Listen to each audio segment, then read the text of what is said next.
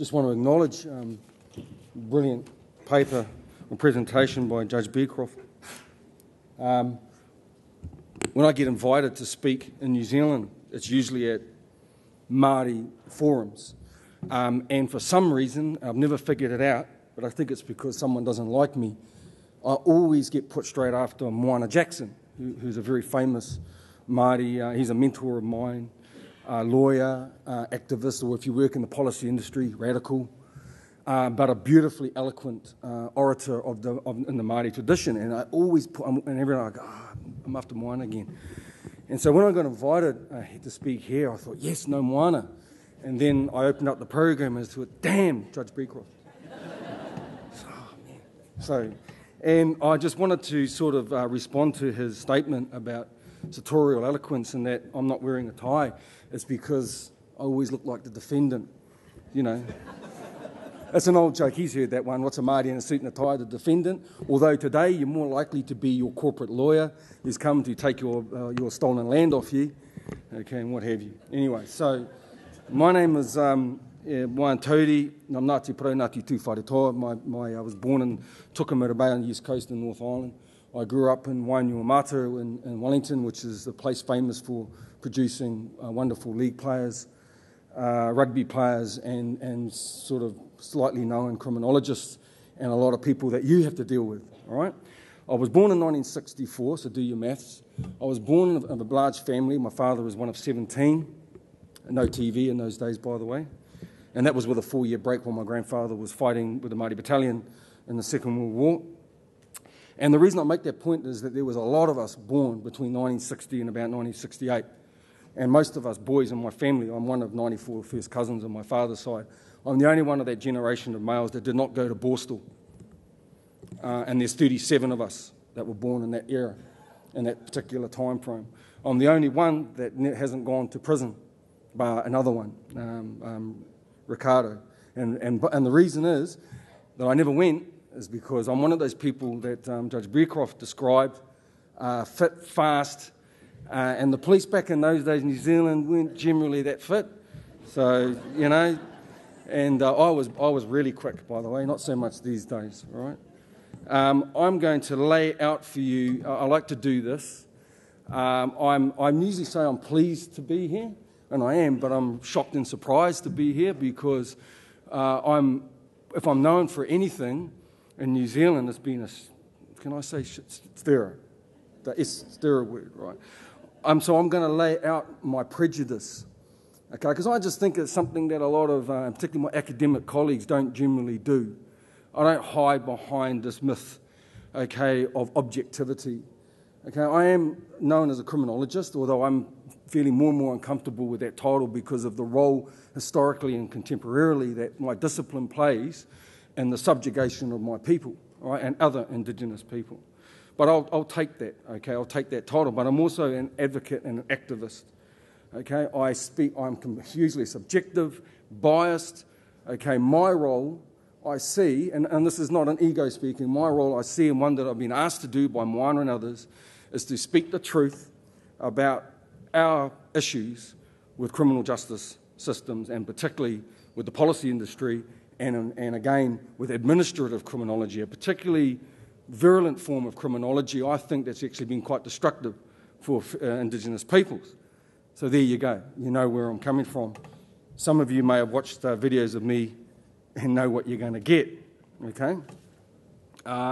So, as Ronnie Barker once said, the two Ronnies are my favourite, and now for something completely different, okay? I actually don't normally write notes, but because I had so much to say, I thought I'd better restrict myself in some ways. I'll try not to read it all. Okay, I was asked very politely, and I appreciated it, when I handed in I sent in my abstract. If you read my abstract, you get an idea of what's going to happen. I said, firstly, I'm going to talk about everyone here. Right? I'm going to talk about criminal justice policy making in particular, the policy industry as I call it. And then I was going to give you some suggestions about how things could be done better. And I was sort of asked, could you focus more on the second part? And I was like, nah, because in fact, actually, it's my job, ethically and morally, because of the research that I've done and the contact that engagement that I've had with a number of First Nations around the world, particularly in Canada, the United States and New Zealand, not so much in Australia, but that'll change hopefully. Okay, and actually telling you, the people that, because you believe you work at the coalface of youth justice, okay, what our key and significant issues are. So I'm sort of going to add on to Judge Beecroft's, I think, brilliant discussion. I agreed with everyone, or almost, I'll talk about that later, every one of his top 10. And I'm going to add on the top 10. You know what it's like? It's like there's a number of you here, of course, who will work within the risk paradigm. All right? You know the risk profile of offenders, right? And there's usually a list of 10 things, right? You know, low educational attainment, parents were criminal, drugs and alcohol, blah, blah, blah, blah, blah. Well, in the critical Indigenous scholarship, I accept that they are drivers of criminality and offending amongst our young people. But I like to add on a few other risks for us. The risks of poor policy making, the risks of bias and racist policing, okay? The risks of our young people being demonised and used as a problem population, okay, to gain votes for politicians who like to see themselves as tough or present themselves as tough on crime. We like to add on to that risk profile, of course, the risks that are still inherent to our communities of over a century and a half of underfunding of educational resources in our communities, okay, of poor economic or non-existent support for the development of labour markets, okay, and the reservations and whatever other little sort of areas that First Nation or settler society governments decided to corral Indigenous peoples in. You don't generally find those risks factors, okay, within the risk paradigm literature, okay? So I'm going to point out what the issues are. And for those of you who are empiricists, because I'm sure after this speech I'm going to get someone, always do, come up and go, where's your evidence for all this? And I go, do you read? You know, because there's like a truckload of material that has been produced by critical cultural criminologists, anthropologists, sociologists, blah, blah, blah, okay, which actually provides, if you like, the empirical basis to the argument or the point that I'm going to make. I'd also draw your attention, in the last 10 or 15 years, we are growing a critical Indigenous criminological scholarship. It's easier to find. We've got unusual names, you know. But I say that, and I'm half joking, because when I read these What Works literature reviews by ministries of whoever, New Zealand, social development in New Zealand, in the mid-2000s, for example, and other documents and reports that are produced by government agencies on the issue of Indigenous overrepresentation, because I have an ego, you know, I go looking for my name in the references, and I go looking for Mina Jackson, Robert Webb, Stella Coram, okay, Ted Pallies, Winona Victor, Patricia Monture Angus, and most of you don't have a clue who I'm talking about, right? And they are all well-known Indigenous scholars. Takiaki Alfred, the great Mohawk philosopher who works over at the University of British Columbia, or is it over in Victoria?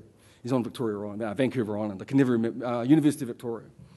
Okay? And yet we have been producing critical scholarship on the key issues for Indigenous peoples, on the practices of the policy industry and police and what have you, for going on 20 years. And I've got a massive amount of this stuff in my office. By all means, come visit, copy it, whatever. But it's funny how when I read all these so-called informed literature reviews that are done by administrative criminologists in Australia and New Zealand and public service agencies or what have you, this literature is all, apart from one or two things by mine, are the safe stuff, it's all missing. It's like, you know, the Indigenous scholarship just disappears. And when I've confronted policymakers about that issue, they say, oh, yeah, we sort of can't, where do you find that? You know? So where you find everything else, you know? Or my students on Wikipedia. Okay. So what I'm going to present to you are what I call the fun. Well, so I'm going to present to you the issues, and then I'm going to, because I do have to be of utility, you know, to you all, I'm going to present with you some practical solutions. Okay. And what I'm going to give you is something very different from Judge Beecroft, and that is I'm going to talk at the political level, our issues, our issues with policy making and administrative criminological scholarship. And if you're wondering what that means, that's the type of scholarship where they think that doing effective, informed research on brown people is looking out their office window as we wander past. Okay, that's the type of criminology I'm talking about. Not the ones like Chris Kineen and Harry Blagg and Thalia Anthony here in Australia who come and actually talk to us. It's quite amazing. Okay, there are fundamental truths, okay, that confront Indigenous peoples in all four of the settler societies, Australia, New Zealand, Canada, and the United States. Okay? This is what we're confronted with the production of crime control policy and what have you. One, that the imposition of a Eurocentric criminal justice system, okay, was key to advancing the colonising process and for controlling and eventually subjugating First Nation peoples. Okay. Two, and this is the contemporary moment, the criminal justice system itself plays a significant role in the overrepresentation of Indigenous peoples. Okay, and we have some exemplars of the type of policies which I think demonstrate that that is an ongoing neo-colonial process. The NTER here in Australia, and I won't talk too much about that in too much detail. In New Zealand, well, just about everything. Organised crime strategy, youth justice strategy, the current Drivers of Crime project in New Zealand, and some recent weird funding decisions made by the federal government in Canada in relation to the Aboriginal justice strategy, which I believe has actually significantly empowered over the last 20 years a whole raft of First Nations across Canada to develop youth justice and adult-related processes that are built from their cultural and social context. Please note I use the word cultural and social. If you want to avoid an argument with me at the drinks tonight, and that's a good idea, don't come up to me and say, how do we improve our cultural programs? Because you know what? What does everyone think of when they think of Māori culture? The Kiwis are not to say anything. When we say to you what Māori culture is, what do you generally think of? Anyone? Haka. There you go. We'll stop there. That war dance that has your rugby team pissing its pants whenever it goes on the field. All right? That's what infuriates us, is that policymakers in these jurisdictions think culture, okay, is our lovely dances and our prayers and those things. No, it is our social context, all right? When we say we want to be empowered, we're not meaning you import some project from Wisconsin or program from Wisconsin and you allow us to do a prayer at the end, in the beginning and the end, all right? And I'll talk about this idea of cultural responsivity a little bit later. Okay, so that's a good way of avoiding it. You know, don't come up to me and say, can you think of a good cultural program we can use? And I'll say, don't you white people have your own culture? So you develop your own one, you know? Oh, you were laughing. I asked my students this the other day in a lecture because some of my students, I teach at QUT in Justice School, and I teach a compulsory unit, Indigenous Justice. And I think it's my boss, Kerry Carrington's idea of fun. She makes them do it, man, and then some of them hate it. They just hate it, you know.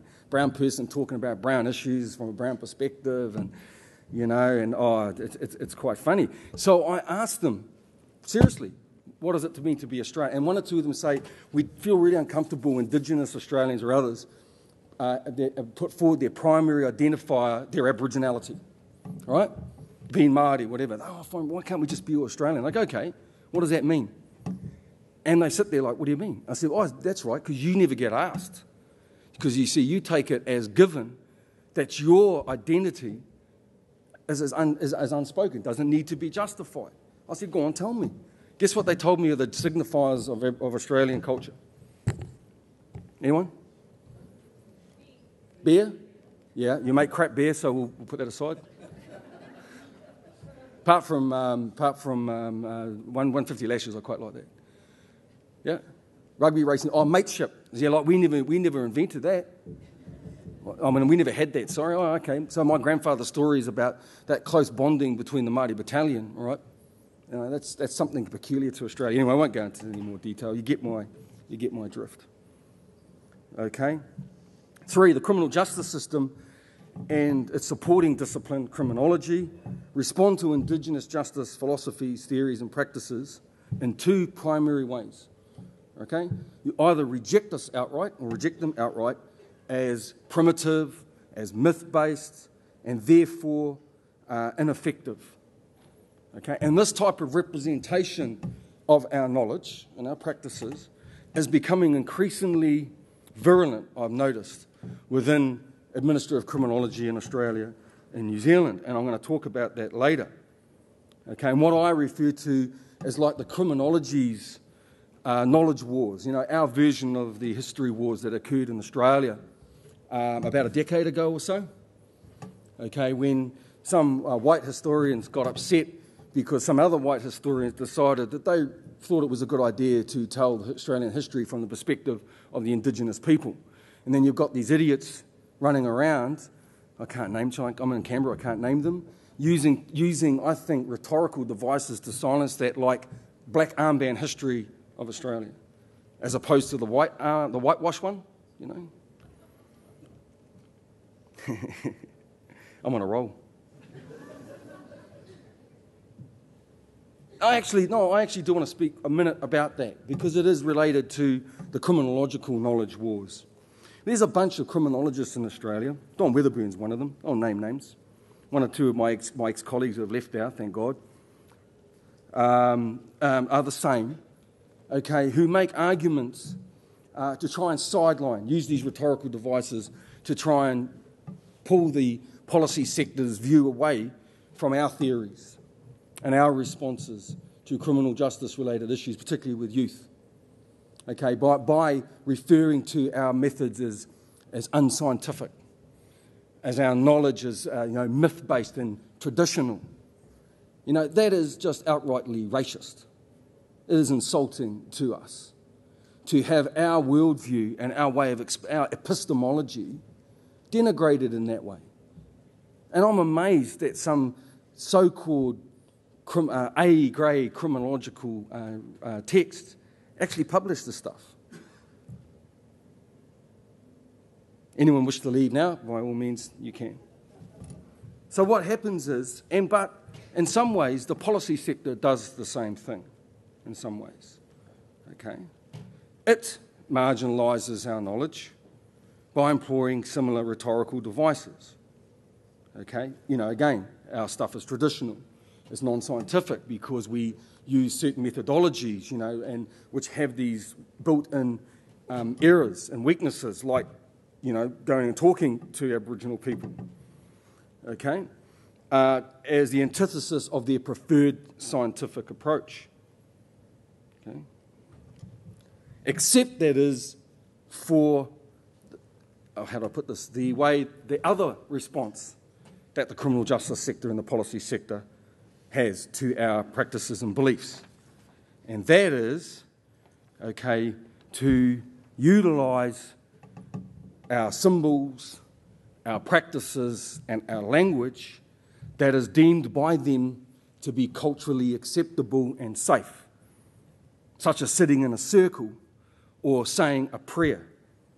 As long as our knowledge, as long as our social context and our social practices related to social harm don't get in the way of the Eurocentric, scientifically derived, standardised youth justice programs. Okay?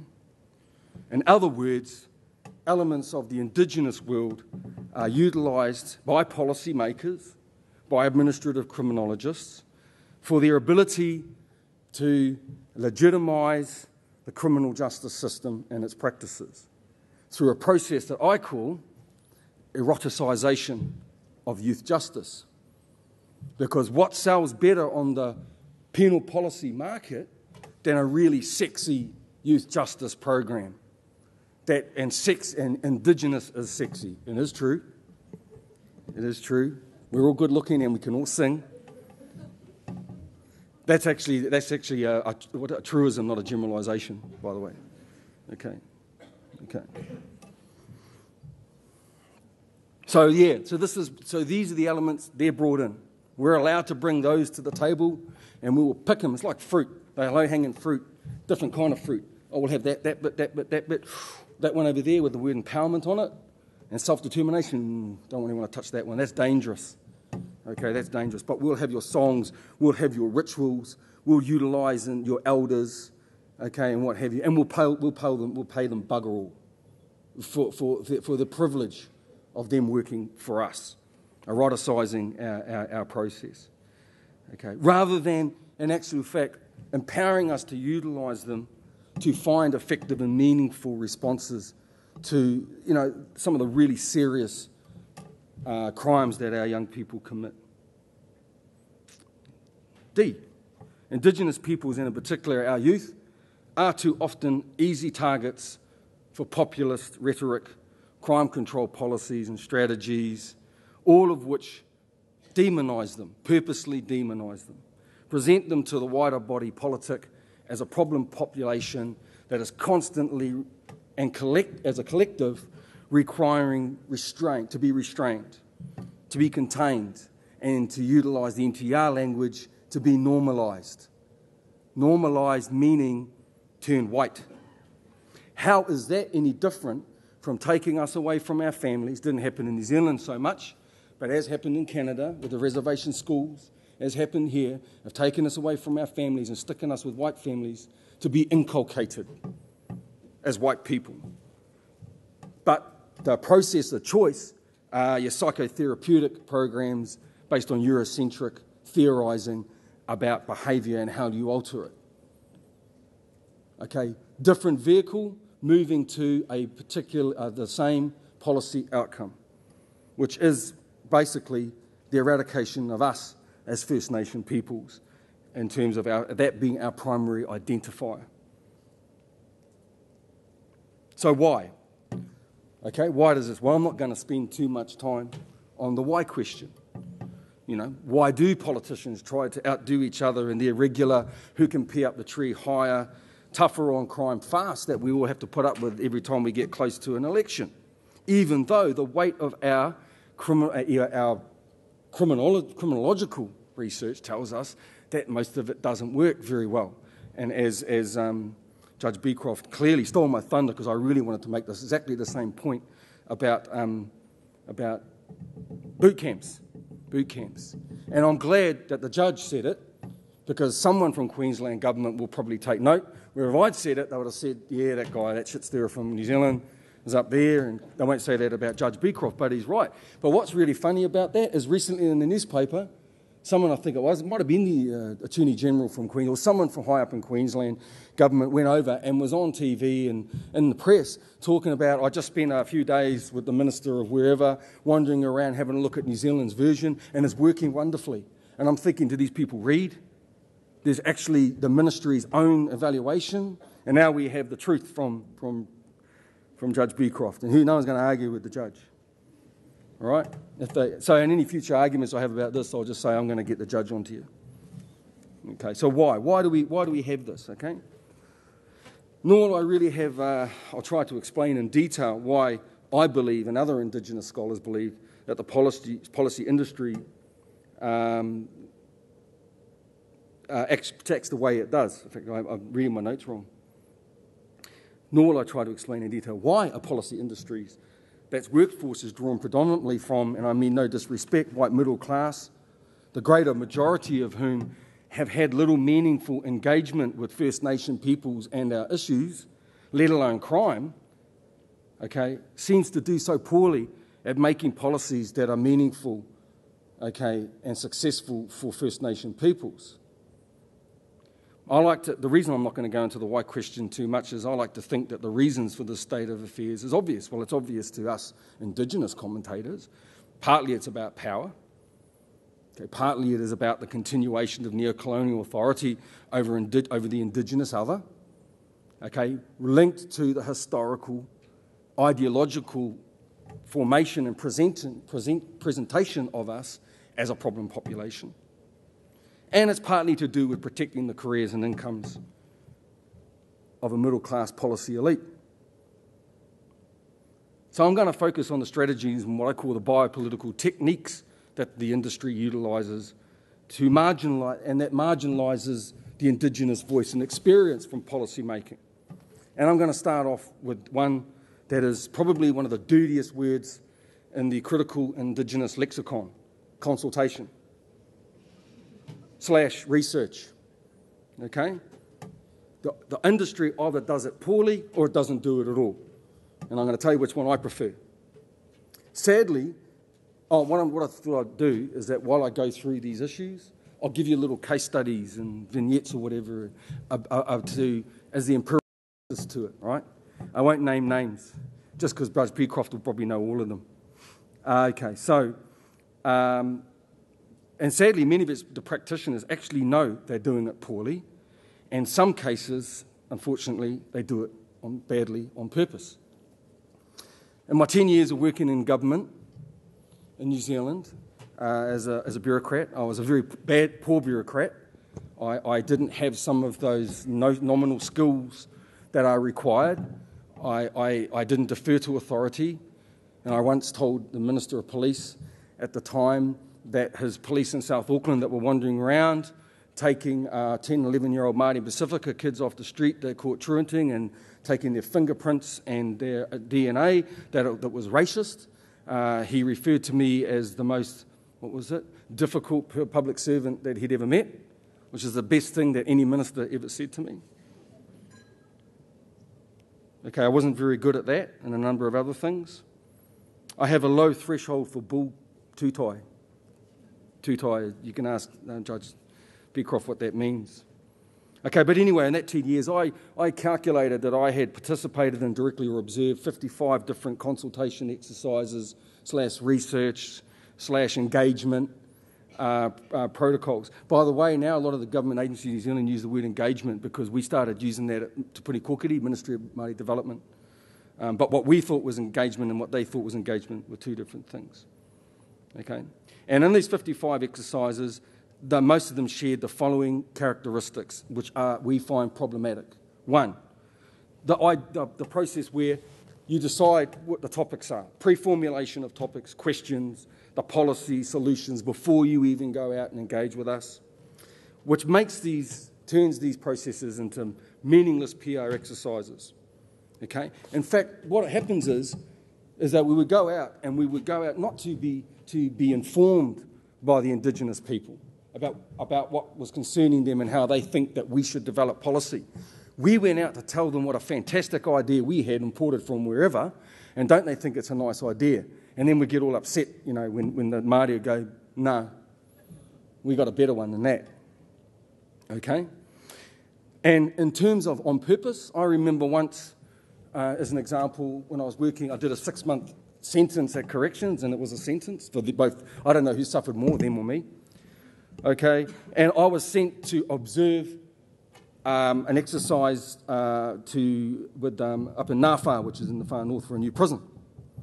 And while I was sitting and observing this official talking to these Māori elders group, who they were trying to get permission from to purchase the land to build it, okay, he provided misleading information that led them to believe that they would have first preference, their service providers for the iwi, the tribe, would have first preference to gain contracts for service delivery to Māori inmates in this new prison, when I knew at that exact moment in the Corrections National Office, they were actually developing a new policy and strategy to centralise service delivery away from the region, within the head office, okay, and then farm them out to 1 or 2 non-Māori generic organisations. And when I actually questioned these officials who were tasked with gaining this land and said to them that you were being deceitful, they said, and I quote, "We're only interested in the result, which is buying their land." Now, sadly, okay, that's just one of many examples, okay, that I observed. Okay, 2, okay, so there's this process of just simply pre-formulating and prefabricating policy with sham consultation. 2, there's the silencing of our voices on editing out our issues and concerns. And a classic example took place just before I came back to the academy, and it was when we were invited, a whole bunch of us, to Parliament by the Ministry of Justice in New Zealand, okay, to inform the current Drivers of Crime project. Now, in their enlightened mood, they invited about 30 of us Māori there. Okay, I found out later on, though, I got a really late invite. I thought, this is weird, I got it the day before. And then I found out later on when I ran into Tariana Turia, who was the associate minister at the time, he's a good friend of mine.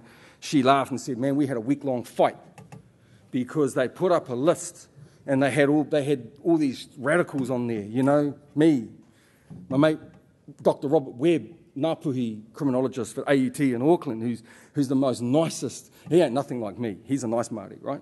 And then you've got Moana Jackson and all these, and ex-gang members who are now working, like Eugene Ryder, who's working with other really difficult youth gang members in Wellington, what have you. And the ministry tried for a whole week to get us all off that list. And to their credit, the Minister of Māori Affairs, Pita Sharples and Tariana Turi, and they actually fought and got us invited. So there's 30 of us there. When they put out the summary report a few weeks later, not one of our critical issues that we had raised at that particular forum, not one critique that we had made of the way our children were policed, our young people were policed. Okay, that the way that the courts worked, that the way that the policy ministries engaged and disenfranchised us, etc. Not one at all was reflected in that report. What they did was what they always do, and what is standard across settler societies. Okay, you engage, you listen to us, you write it down, but because you pre-formulated and prefabricated your responses, okay, you tailor and twist them into fit them. Okay, so what came out? Well, the usual. Nothing about systemic or institutional racism or issues. Nothing at all. It was the individual risk-focused paradigm, individual pathology, poor parenting, all those sort of things, which we accept and I believe are important, but also so are these other structural and institutional issues that we have. Okay. 3, we're in Canberra. Political interference, especially in relation to research. We see it time and time again. When data is unfavourable to the present government or hierarchy within particular government agencies, okay, it is sidelined, it is taken out, it is reworded, rewritten. I actually have so many wonderful examples of this throughout my career, and talking to other Indigenous scholars who've worked in policy around the settler societies, that's really difficult to choose my favourites. I could tell you, for example, about the significant Māori family violence research that I and my colleagues undertook when I was at Te Puni Kōkiri in 2002, which has completely disappeared. You won't even find it in the folders. I'm probably the only person in New Zealand that has one, because you see, one of the other things I had that was wrong with me when I was in public service is I used to steal papers. I used to take copies and they'd accidentally fall in my bag. Okay, and the reason why that it disappeared once we'd finished it is someone in my team was going out with someone in MSD and told them the findings that were in there, and there was a section that we had written which was focused on some of our issues that our peoples had with childcare and protection services, with the funding option and processes of Ministry of Social Development, although it wasn't MSD in those days, I can't remember what it was called, etc., and also of police and the way that they responded, particularly to Māori women who are having domestic violence issues. Okay, and they also talked about, as drivers, things that we're not allowed to discuss, like colonisation and what have you. Okay, so that just completely disappeared. Or there is the meeting I attended in 2007 when I was at the Ministry of Social Development with police and justice officials in relation to the second review of the family group conferencing that was about to be published, where there were significant attempts and in part actually successful to remove or dumb down Māori participants' criticisms through that research of the way police our young, their biased non-use of discretion, meaningless nature of cultural elements of the FGC process, etc., etc. Okay? And they actually were successful in actually doing it. And one of my favourite incidents I still recall was the then general manager, the new general manager of the research group within that ministry, getting so exasperated that she threw up her hands, pointed at my boss who was in charge of the contracting of this research and said, "Why did you let them ask these questions?" Or I could tell you about one of the worst examples I had when, in the same ministry, attempted to get authors of a paper that was being published in Social Policy Journal, which the ministry publishes, on Māori parents' experiences of sudden infant death syndrome, simply removed from publication or modified simply because the parents spoke out about the insensitivity at times of some police to Māori particularly, and our death rights, our tangihanga rights, in relation to the death of our children. Okay, and I could go on and on and on, and I won't. And fourthly, in relation to this issue, there's the not doing anything at all. And in the New Zealand context, I will give you a classic example: ethnic youth gangs.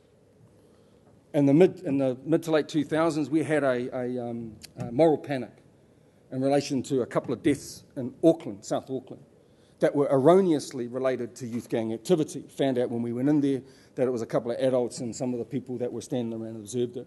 But there was a moral panic, as there usually is. The agencies suddenly came together and they said we need an interagency response, which is a great idea.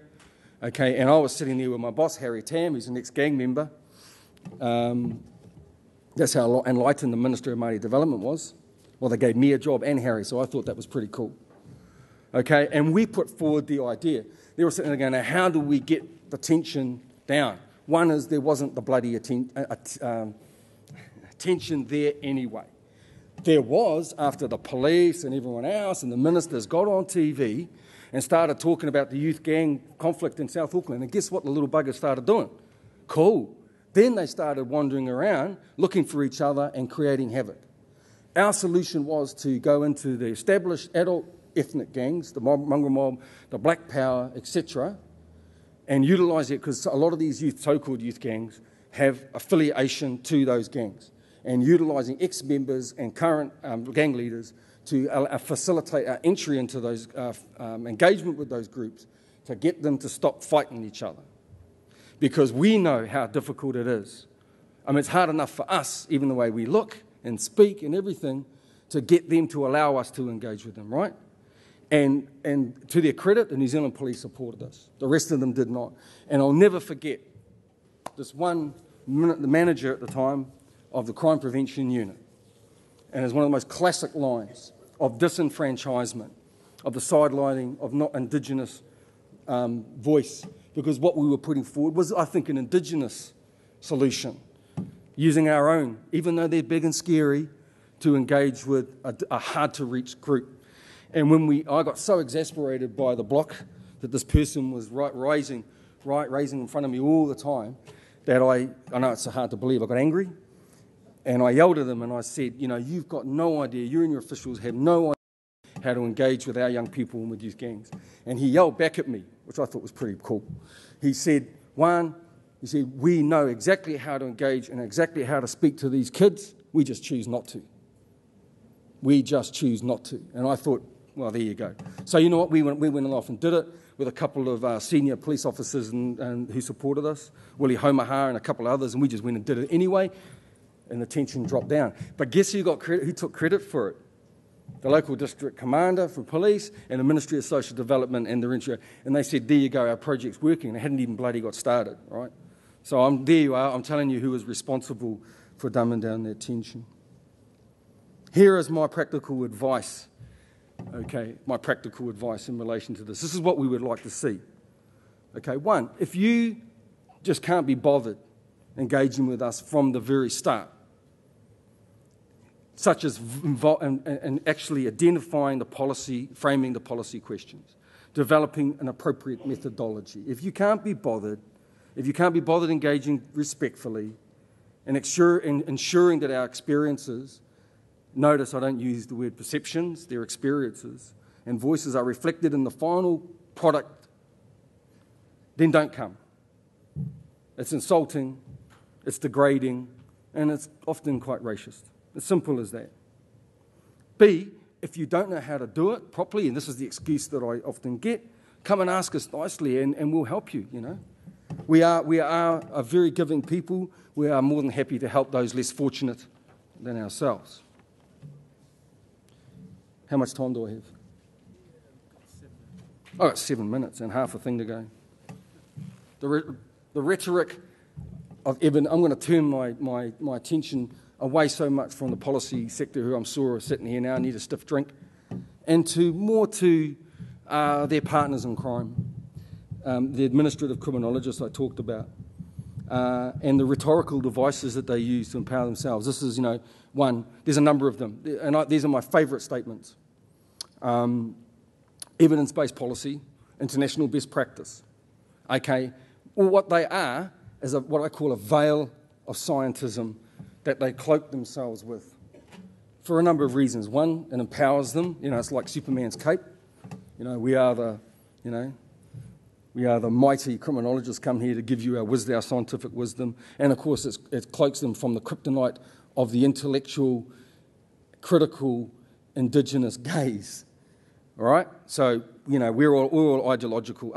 This is an ideological construct that privileges governmental and administrative criminological approaches to measuring the Indigenous life world, while at the same time denigrating ours. Now, some classic examples have come up recently. Okay, 2 in particular were published in the 2010 special edition of the Australian-New Zealand Journal of Criminology by Danette Marie and Don Weatherburn, and who was the editor of the special. He did the editorial, in which it was claimed that the reason why you're not successful, the policymakers, in developing and implementing effective policies and interventions to bring down the rate of Indigenous youth offending, is because it's our fault. Right? We dominate your policy-making theory, okay, etc. And they're actually claiming that something called, Danette Marie does, Māori cultural theory is dominating the development of crime control policy in the public sector in New Zealand. This is a sector that when we crunched the figures in 2006, okay, while we were undertaking something called the Effective Interventions Work Program, we went round, my boss and I, and we asked all the agencies, how much money do you spend on therapy and those types of programs? And I mean therapy in a wide context, right? And they said, so it'll come out of about $92 million or something like that.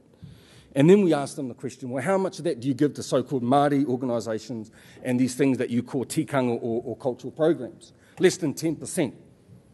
Okay, so our young offenders and our adult offenders, Indigenous offenders, are dealt with principally by the primary agents of the criminal justice system. Child care and protection services, police, courts, corrections, and what have you.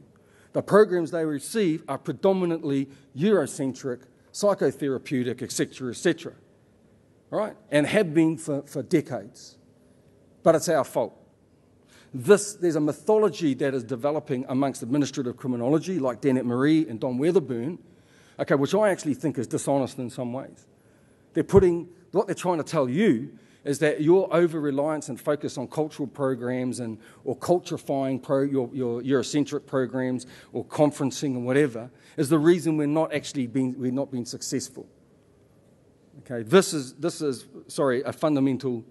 Can I use the word lie? No. I think it's a really dishonest representation of what's actually going on.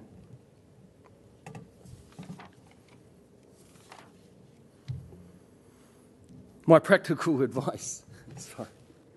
My practical advice. I was really hard making these ones up, I tell you. This is what we would like, and I'm speaking on behalf of a number of Indigenous scholars. We'd like some of you to drop the pretense that your scientific approach to the problem of youth offending is the only valid one, and the interventions you derive from it are the only effective ones. Because, there's a lot of you here today, and I don't mean this disrespectfully, who are going to be spruiking your gleaming, shiny, successful programs and your strategies and interventions and what have you, right? But if they're all so damn good, why collectively do they make bugger all difference? Just a thought. Because this myth that is developing amongst administrative criminologists that the fault is ours and that our so-called cultural theory somehow dominates your policy and intervention responses is, as I said, fundamentally untrue.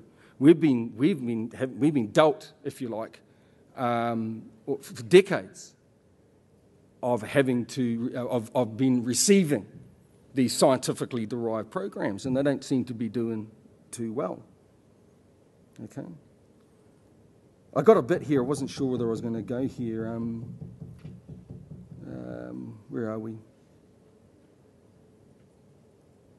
Yeah, I will talk about FGC. Sorry. It's happening a little bit at the moment with FGCs. I'm known, and what I was going to say.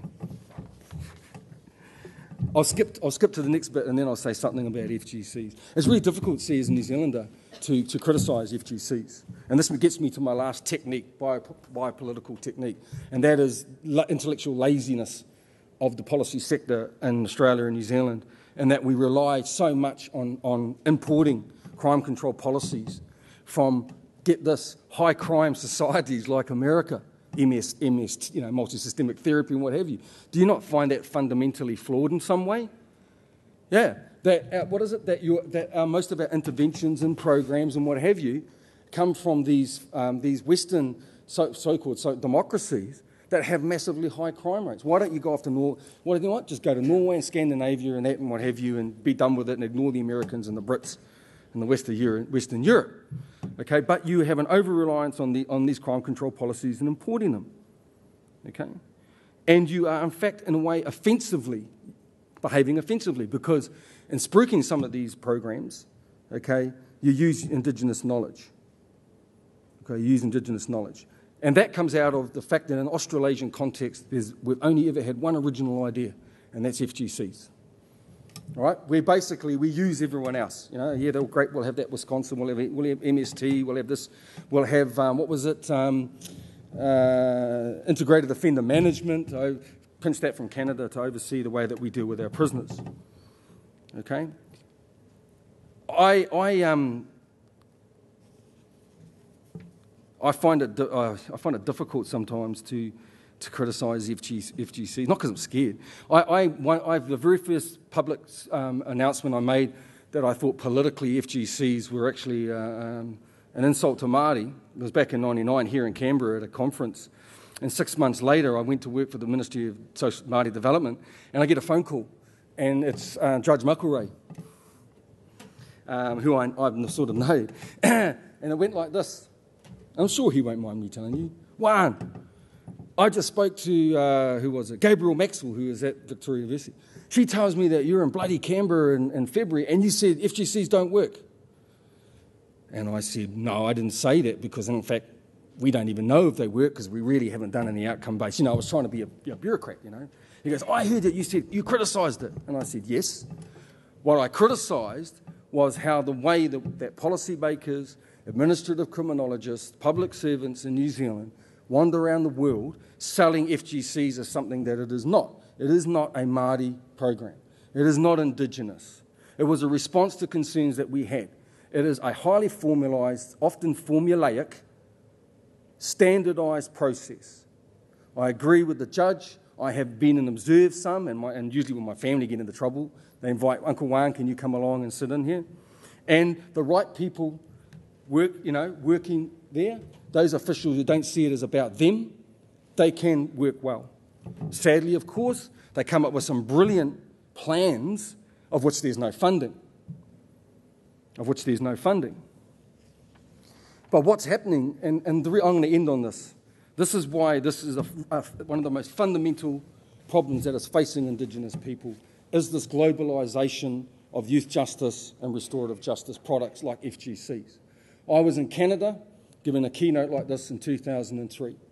Before I went up on stage, 3 women, Patricia Montere Angus, one of the first Indigenous judges in Canada, and 2 other scholars come up and they showed me something. And what it was a glossy publicity booklet from a company called Real Justice, which was founded by 2 Australians, that was spruiking FGCs to the British Columbian governments and other governments there. And what it had on the cover, it was black, red and white. Do you recognise those colours, Judge Beecroft? The judges of the Māori sovereignty flag. and around the corner it had this beautiful kuru design. You know, those who fly on in New Zealand? And at the front it had real justice for Aboriginal people. And when I opened it, it started off with the mythology that this was based on Māori principles, that Māori like it. Well, I'm sorry, but the two major reviews don't actually ask that question. We're not asked what we really want. They are simply glorified client satisfaction surveys, because 15 years of my dialogue with Māori who are involved, the research itself, particularly in 2005-06, and recently Paara Moyle's research in this area with Māori when she interviewed Māori social workers, is that for most Māori who are involved, the only element that they see of their culture that is allowed by the officials is when they do the prayer at the beginning and the end. They do not recognise it as a Māori thing. Now, that's not in its bad, but it has been sold internationally as though it is. And it is having a major impact on Indigenous peoples elsewhere. For example, the Stolo people in the Fraser Valley, who at the time when they just got to reinvigorating their own justice system, Kui Kukostom, and they wanted to go to the Royal Mounties and say, we want a relationship with you in childcare and protection for referrals of our kids back. They were said, yep, but if you're going to do any type of engagement with them, you have to use FGCs, family group conferencing, because we've just brought that franchise. And they said, well, what is this thing? Oh, it's a Māori program. And they had to pay $5,000 for training, and a white woman turned up from the Department of Justice, and Winona writes about this in her thesis. The elders got up and said, okay, when are you going to get to the Indigenous bit? And I'll end on there. Thank you.